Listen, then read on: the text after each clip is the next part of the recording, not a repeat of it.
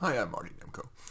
Look around my home office and you're going to notice an unexpected item. It's a large print of Rembrandt's St. Matthew inspired by an angel. Let's see if I can hold it up for you here. Let's see. Can we do that? It's there. You can see. Anyway, can I zoom in? Let me see. I never do that. Let me take a moment to see if I can.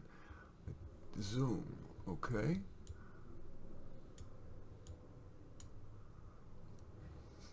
Keep zooming, and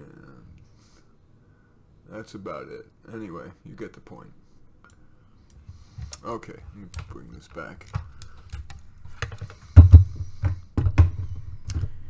So, you might wonder why an atheist, let alone one who was raised Jewish, would own, let alone display that prominently. In short, it's because that portrait represents my idealized self. And here I want to explain to you why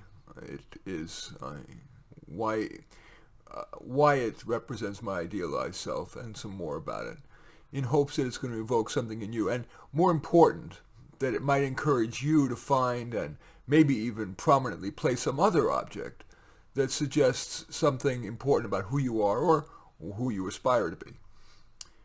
I do believe the pen is mightier than the sword. But St. Matthew isn't just penning there. He is inspired by an angel to write with wisdom.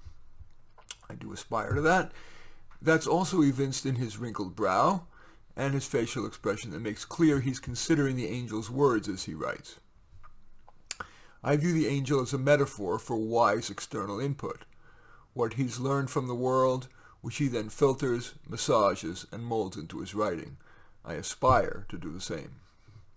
I also note his writing book, the so wrinkled pages, suggests that he'll often reread his own words. Indeed, it seems wise to do that. It helps ensure that new ideas, written or verbal, build on the best of previous thinking. I imagine that book could have been his journal. Despite his being an old man, the portrait conveys a person still in full productivity, maybe even at his best ever, because his current writing incorporates all of what he's experienced and thought about in his long life. Seeing this masterpiece makes me wonder how much of genius is inborn, how much is training, how much is persistence. I did a little research to find that Rembrandt was one of 10 children, his father a miller and his mother a baker's daughter. No artistic talent was apparent in his parents.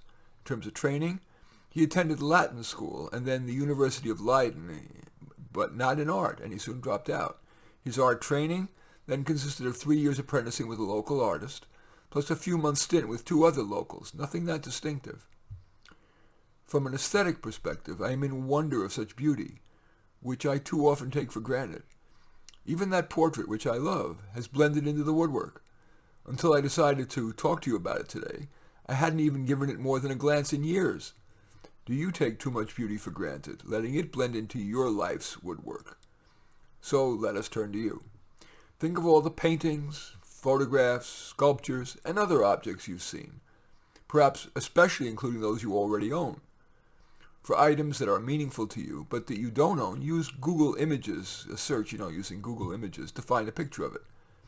Seeing and reflecting on such images may make you decide to buy one. You may even decide to place one of your existing or newly acquired objects prominently in your home or office as a reminder to be your best self or as inspiration for you to go further. In any event, I do thank you for watching. I'm Marty Nemko. I welcome your thumbs up and accept your thumbs down. I always look forward to your comments, and especially like it if you hit the share button below. Share on your social media so that my efforts can have broader impact. And I am flattered if you choose to subscribe to my channel. In any event, I do thank you for watching. I am Marty Nemko.